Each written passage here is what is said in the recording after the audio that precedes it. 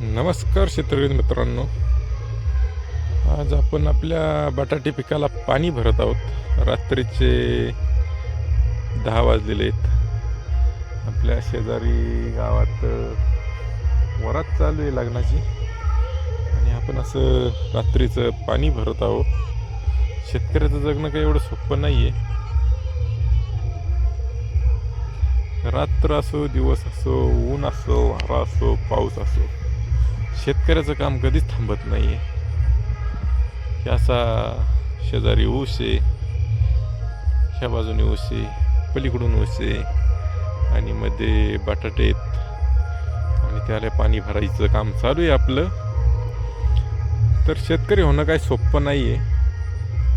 शेतकऱ्यालाच माहिती आहे शेतकऱ्याचं जगणं कसं आहे, काय कसं करावं लागतं ते.